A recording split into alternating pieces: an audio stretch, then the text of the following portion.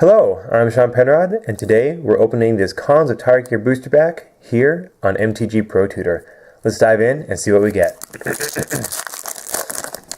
Alright, so the first thing we're going to do is take out the marketing card, look at our land, and then I always look at our rare. Alright, Ghostfire Blade. This will probably be my first pick, and here's why. Ghostfire Blade costs 1 mana to play, and then 3 to equip. However, if you play on a colorless creature, it costs 2 less to equip, so means it only costs 1. That's incredible because it gives the creature +2/+2. And then when the creature is turned face up, because in this set, the colorless creatures are morphs, so when it turns face up, the creature still has +2/+2. Amazing. Play this on turn 1, do a land on turn 2, a land on turn 3, and play your morph. Okay. Turn 4, you can equip it, and then you're in business. Then you're really, and then you have an equipment on the board, and you're really looking to do some damage. Now, if your opponent plays a Ghostfire Blade, that is a good time to board in a Shatter or a Naturalize on game 2. All right, you do not want to main deck Shatter or Naturalize, but if they reveal something like this, yeah, you should probably main board 1 because this can really just make those morphs really hard to interact with. Einok Bonkan, oof, probably my second pick. We'll have to see what else this pack has to offer, but I can say right now that I love this card. I like to outlast him like twice, so he becomes a 4/3 first strike because that does some real damage in combat.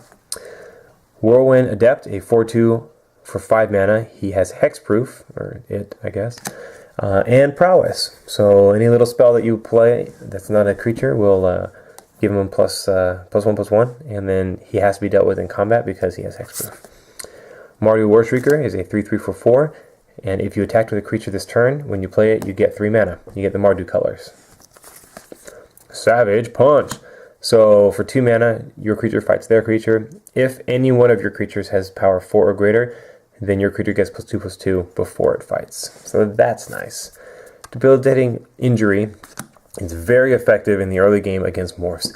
Now, interesting trick is that with Debilitating Injury running around, people oftentimes will play their worst morph first and then play their best morph second, hoping that if they play a morph, that you'll use Debilitating Injury, and then they can play their best morph after that, and you've already used your Debilitating Injury. So, that said, oftentimes you can, if they play a morph, wait, because their next turn, if they play another morph, then you want to kill that one, okay? And if they don't play a morph on that second turn, then, or the second time that they could, then you just go back and kill the first one because that means that they really didn't have any options, okay? So that's just some high-level thinking that I've been learning from the guys over at Limited Resources, actually. Scoured Barrens is the white-black refuge. Comes into play tapped, and you gain 1 life. Embodiment of Spring, I don't like it. It requires 2 different colors to use, and I think it's overall just kind of a waste of space. That's my opinion. Active Treason, nice finisher for red aggressive decks. Put down a lot of damage early on. Your opponent then plays a big blocker that you really can't deal with. Well, now you can. You can't deal with it on the battlefield. You're going to steal it. You're going to crack back at them with it, and hopefully that'll close out the game. Ifrit Weapon Master, I like it because it's a 4/3 first strike. That's a pretty big deal.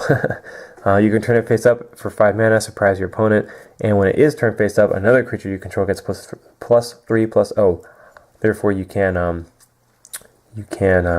surprise them and maybe take out two of their attackers instead of just 1. Siegecraft, I do not like.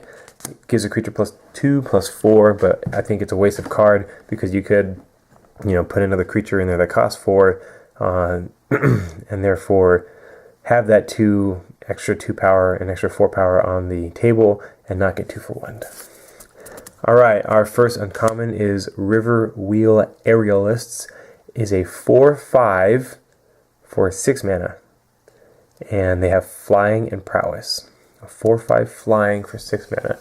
with prowess. Not bad, but I'm not going to first pick it. Like if I was already in Jeskai and needed some mid game, finishers pretty much, then yeah, but I'm not going to first pick it.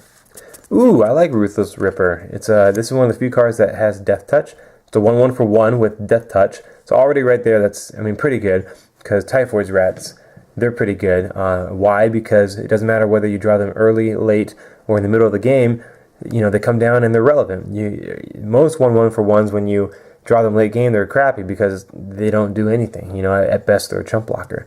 Here, you can chump block and they still lose their biggest guy, so that's nice. When Ruthless Ripper is turned face up, target player loses 2 life. That's great, and all you have to do is reveal a black card from your hand. So this is a 1/1 that can, with Death Touch, that can surprise your opponent. So you have it down. I would almost always play this card face down as a morph. If I had this in my opening hand, especially if I had 3 mana, I would definitely wait and play this as a morph, and then wait to surprise my opponent. So that's what I think of that. Ooh, nice. We have War Name Aspirant, which is a 2/1 for 2. War Name Aspirant enters the battlefield with a +1/+1 counter if you attack with a creature this turn.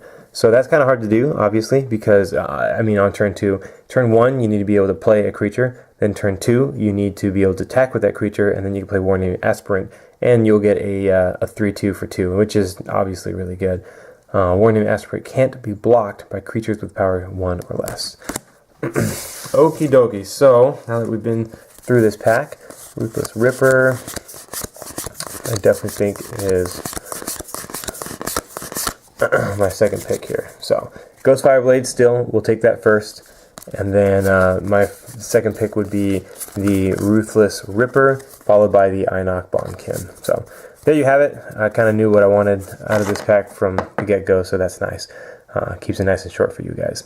Thanks so much for joining me today. Hope you learned something and you use this information to get out there and win more drafts. I'm Sean Penrod, and we'll see you in the next pack.